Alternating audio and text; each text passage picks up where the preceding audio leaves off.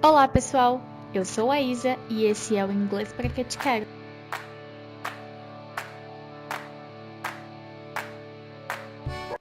Bem-vindos ao meu novo canal, gente. Eu tenho 22 anos e desde os 12 eu estudo inglês. E por que eu falo que eu estudo, não que eu estudei? Porque, gente, uma língua a gente nunca para de aprender. Sério, eu nunca me vi aprendendo tanto igual hoje. Então é por isso que eu quero passar pra vocês, porque é tanta informação legal que eu tô recebendo e de jeitos mais fáceis que eu tô desenvolvendo pra ensinar inglês pras pessoas, que eu tô adorando e eu queria muito compartilhar isso com o maior número de pessoas que precisam saber inglês. Porque eu sei, gente, que se você tá procurando vídeo de inglês no YouTube, é porque você deve estar desesperado. Gente, primeiro de tudo, no processo de aprendizado de inglês, a gente sempre tem que ter calma. Por quê? Muitas escolas prometem pra vocês 18 meses e fale fluente, vários cursos fale fluente e todo mundo quer que você fale inglês fluente. Mas às vezes, convenhamos que você só quer se virar. Então vamos supor que você trabalha numa empresa. E aí você tem que mandar e-mail pro seu chefe todo dia. E aí, imagina que alguém da diretoria tá em cópia desse e-mail e essa pessoa é de outro país.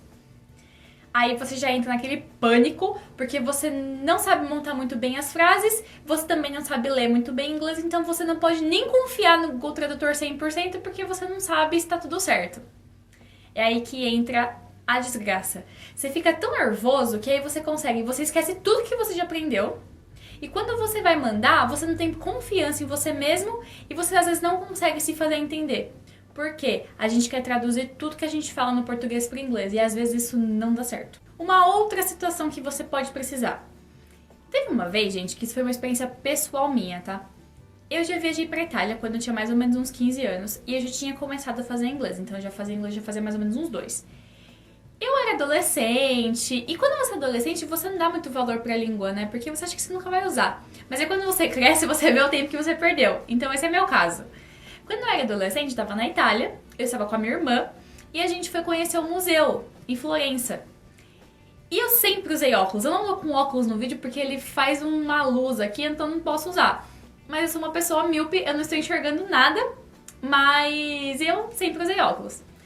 Quando a gente estava na Itália, eu queria ir no banheiro e a gente acabou descendo, porque o banheiro era lá no subsolo. E nesse meio tempo, eu tirei o óculos, lavei meu rosto e deixei esse óculos em cima da pia do banheiro. Só que na época eu enxergava um pouco melhor do que eu enxergo hoje, então a diferença não era tanta, mas ainda era uma diferença. Saí do banheiro e fui embora. Gente, quando eu saí na rua, eu comecei a perceber que as coisas estavam um pouco borradas. Eu falei, nossa, que estranho, por que eu tô enxergando mal? Eu coloquei a mão no meu rosto. Quando eu fiz isso, eu percebi que eu tava sem óculos. Eu entrei em pânico. Primeiro que a entrada do museu era caríssima, então eu não ia conseguir pagar de novo pra poder entrar. E segundo, que eu bati na porta tentando entrar pelas portas do fundo, que é a saída, uma moça olhou pra mim e fez assim. Porque eu não sei se vocês sabem, mas italiano, gente, eles são maravilhosos, mas é um pessoal um pouco mal-humorado. Então, assim, eu fiquei com um pouco de receio de pedir demais. Aí que entra aonde inglês útil salvou minha vida. Eu virei pra minha irmã e pedi pra ela se ela podia me ajudar a pegar meu óculos que eu tinha esquecido no banheiro, se é que ele tava lá ainda. Ela olhou pra mim com aquela expressão do tipo, se vira, e falou, se vira. Eu respirei fundo e eu precisava, era meu óculos, não tinha escolha. Eu fui até lá, vi um segurança. E, gente, é fundamental vocês saberem que eu não falo uma palavra em italiano. E eu fui por esse segurança, ele era um senhor, eu olhei pra ele tava com aquela cara emburrada, né, aquele italiano bem emburrado. E eu pedi pra ele. Eu falei num tiro só, gente. Sir, I forgot my glass in the restroom, please I need to get this. Eu falei isso, gente, mas eu falei numa ânsia só. Eu falei se tá certo, se tá errado, se o cara... Eu só espero que ele entenda. Ele olhou pra mim, pensou um minutinho e falou assim, ok, go, go, go. Eu entrei, meu óculos tava lá, por bênção divina, tava lá. Eu consegui pegar meu óculos e tudo ficou bem. Gente, é isso que eu tô dizendo pra vocês. Isso é o inglês útil. O inglês que na hora do aperto, ele existe e você consegue usar. Gente, eu sei, você deve estar perguntando, menina, faz tanto tempo que isso aconteceu e você ainda lembra do que você falou? É trauma, gente. Trauma você nunca esquece. As palavras mais traumáticas são aquelas que você nunca vai esquecer. Porque você passou pra lembrar delas em um momento que você precisava muito, então você lembra. Eu não me preocupei se a frase estava certa, não me perguntei se eu estava falando certo, se estava falando errado, eu só queria pegar meu óculos. Era tudo o que eu precisava, na verdade, né? Não o que eu queria, eu precisava disso. Porque senão como é que eu ia continuar minha viagem? E ainda corri o risco de não ter óculos, eu vou estar sem óculos e o cara achar que eu tava querendo roubar, não sei, me chamar Interpol lá pra eu poder me prender porque eu queria roubar as pinturas do museu. Isso aconteceu em menos de 10 minutos, mas eu nunca vivi 10 minutos tão longos. Então, gente, isso pra mim, isso é o inglês útil. E é isso que eu acho que as pessoas precisam. Falar fluente é uma consequência do seu inglês útil. Depois que você aprende, você gosta do que você aprende e você quer aprender mais, aí você pega o caminho da fluência e vai. Enquanto isso, por que você vai aprender a ser fluente se você ainda nem gosta do que você está fazendo? Você não faz o que você não gosta. E o inglês, ele é odiado por muitas pessoas. E eu acredito que seja por conta dos traumas que a gente tem na escola ou no trabalho, porque eu já ouvi histórias muito tensas de pessoas que trabalham em empresas. Tem chefes que falam 5 línguas e esses chefes humilham essas pessoas que não falam inglês por conta delas não falarem inglês. Às vezes, elas não tiveram oportunidade, de repente elas têm dificuldade ou de repente elas foram traumatizadas e por isso elas não conseguem aprender direito. Então, é isso que eu acredito, que a gente precisa trabalhar junto para aprender o que é útil para você. E quando você conseguir se virar, que você mandar aquele e-mail pro seu chefe com cópia para a diretoria, na certeza, aí sim, aí você vai querer aprender inglês fluente. Depois disso, gente, eu quero que vocês reflitam comigo. Como é que você aprendeu português? Você lembra das primeiras palavras que você disse, do que você entendeu, de quando você descobriu que água era água e não era chuveiro? Você lembra quando você chegou a essa conclusão? Provavelmente não. Por quê? Você era só uma criancinha. E, gente, um idioma, ele tem que ser aprendido como se você fosse de novo uma criança. Então, por exemplo, quando você é um bebê, quais são normalmente as primeiras palavras que a criança fala? Papai, mamãe, ou o nome ou o título de alguém que seja muito próximo a ela. Então, vovó, titia, alguma coisa assim. Por quê? Para essa criança, é fundamental ela aprender essas palavras porque são pessoas que ajudam ela a fazer coisas que ela não consegue. Então, você não pode ficar perdendo seu tempo aprendendo coisa que você não vai usar de imediato, porque você tem que aprender como se fosse uma criança. Então, você tem que aprender o que é essas palavras úteis para você suprir suas necessidades básicas. Então, gente, calma. Sério. Eu sei que a gente tem pressa, a gente precisa resolver nossos problemas para ontem, mas a gente não pode acelerar também o processo de aprendizado. Tudo bem se você tiver alguns erros de gramática, tudo bem se você tiver uns erros de vocabulário. A gente fala português desde que a gente nasceu e a gente comete erro todo dia. Tá tudo bem. Contanto que você não se acostume com eles e tente corrigi-los. Então a gente sempre tem que melhorar. Pronúncia tem que melhorar, porque tem palavras que se a gente não falar direitinho, quem tá ouvindo, se for um nativo, alguém que fala inglês muito bem, ela vai ficar um pouco confusa, porque realmente muda o significado do que eu tô dizendo. Então a gente tem que trabalhar nisso, mas com calma, porque a gente demorou anos para aprender português. A gente nem fala português fluente em todos os assuntos. Imagina, eu, por exemplo, não sei falar sobre economia fluentemente em português, porque eu não conheço todas as palavras, todos os jargões da profissão, então é muito difícil. Um atleta, por exemplo, ele não sabe, às vezes, em português, todas as palavras que um neurocirurgião sabe. Por quê? Você não usa, são coisas que para você não são necessárias. Então, assim, ser fluente no idioma muitas vezes é relativo. A fluência depende muito do que você estuda. Então, se você vai atrás de um vocabulário específico, você aprende esse vocabulário. Se você não se interessa porque é uma coisa que você não usa, você não sabe. E o inglês é a mesma coisa. Ser fluente, o que é ser fluente? Se você for um cozinheiro, por exemplo, é interessante que você aprenda palavras relacionadas à comida e cozinha. Assim, pelo menos você consegue facilitar a sua profissão e você é uma coisa que você usa. Agora, de novo o exemplo do médico. Por que um cozinheiro vai aprender jargões de um neurocirurgião em inglês? Não faz sentido. De repente, claro, você pode aprender, mas por conhecimento próprio, para você saber porque você curte Grey's Anatomy e você quer entender o que eles falam. Eu sou essa pessoa, então eu gosto muito de Grey's Anatomy e eu assisto e eu gosto de entender o que eles falam. Então, pra mim é interessante descobrir todos os jargões médicos possíveis. Mas, pra quem não trabalha nessa área diretamente, isso é uma coisa posterior. Depois que você aprender o que você precisa, você aprende isso. Então, separe essa diferença pra você não se confundir e ficar 10 anos estudando inglês, depois a hora de você falar de verdade você não sabe falar nada. E como que a gente aprende? Gente, primeiro, você assiste um vídeo, você lê alguma coisa, pega a ideia principal que a pessoa te passou e você usa.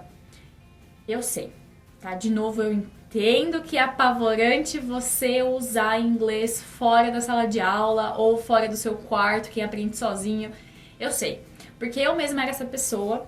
Quando eu saí do inglês, eu fiz o curso por 8 anos. Depois que eu saí de lá, eu já queria fazer entrevista de emprego para a escola de inglês, porque eu precisava trabalhar. Eu sou biomédica, quase. Faltava um semestre para eu terminar. E a minha faculdade sempre foi um empecilho, porque eu estudava de manhã. Então, era um pouco mais difícil de arrumar trabalho. E como professora de inglês, normalmente as aulas são de tarde para noite, então talvez fosse uma opção. E eu fui atrás, muitas vezes, de muitas entrevistas. Gente, eu não passava em nenhuma. Porque eu tinha pavor. Eu chegava cara a cara com a pessoa que ia me entrevistar em inglês, eu travava. E eu ficava muito chateada com isso. Teve uma vez em particular que eu fui fazer essa entrevista, eu cheguei lá, o cara me perguntou umas coisas que eu fiquei... Eu não conseguia responder, eu travei. Eu saí de lá arrasada, eu saí de lá chorando, peguei um ônibus, assim... Nossa, muito mal. Porque eu fiquei pensando...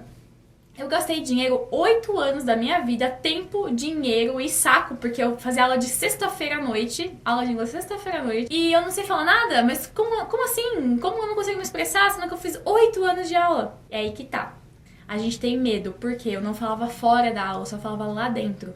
E, gente, pessoas cara de pau ganham o mundo. Pessoas que aprenderam uma coisa hoje, já usam hoje, amanhã e depois... Essas pessoas são as pessoas que vão aprender. Eu não era essa pessoa, eu estou no processo para me tornar. Porque até gravar um vídeo pra vocês eu tô ficando um pouco nervosa, mas não pode. Por quê? Tem que falar inglês.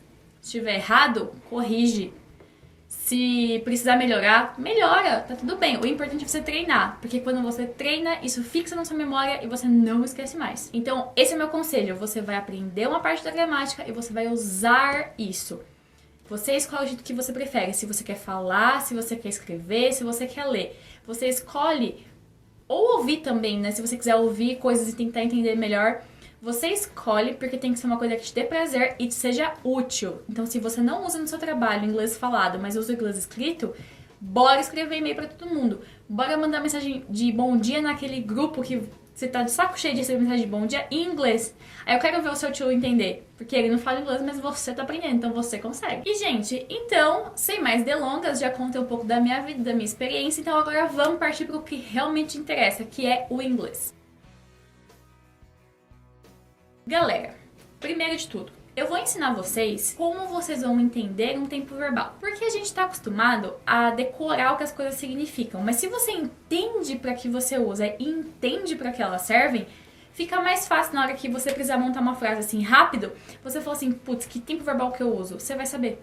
Porque se você entende o inglês, fica tudo muito mais claro. Então a gente tem que aprender o inglês como se realmente fosse português, desde o começo, desde o beabá.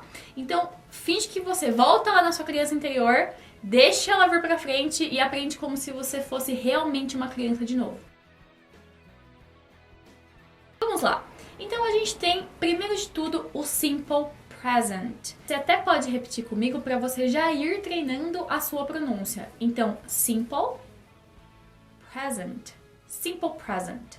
E treina até sair. Um parênteses, o que eu falo para os meus alunos sempre, às vezes você achar o seu sotaque demora um pouco. Porque por mais que a gente fale lindamente, ainda vai ter um fundinho de brasileiro ali no fundo. Mas é normal, porque você não é sua língua materna o inglês, então tá tudo bem você ter um pouco de sotaque. O que você tem que fazer é tentar diminuir esse sotaque o máximo possível. Então, assim, eu brinco com os meus alunos que quando você fala inglês, você tem que se sentir meio idiota. Porque você precisa forçar, às vezes, o seu sotaque, a sua voz vai mudar, você vai falar meio esquisito, mas tá tudo bem, porque você tem que achar o seu sotaque. E às vezes você se sente um pouco idiota. Eu me senti idiota, porque eu tentava imitar as pessoas de série, mas foi assim que o meu sotaque melhorou 80%. Então, meu conselho pra vocês, pega alguém que vocês gostam, pode ser um músico ou um ator, e tenta imitar as palavras que ele fala do jeito que ele fala. Até a hora que você vai achar o seu, você se sente confortável e você vai ver que sua pronúncia vai ficar tinindo. Tá um barulho assim de carro, sabe, que passa na rua? Aí eu já fico meio confusa. Então, gente, Vamos lá voltar para o Simple Present. Ele é um tempo verbal que a gente usa em inglês. Normalmente a gente começa a aprender o inglês por ele, por conta da facilidade que a gente tem. Tem umas regrinhas que a gente tem que saber, mas em geral, se você entender para que ele serve, as regras a gente pode aprender elas mais devagar.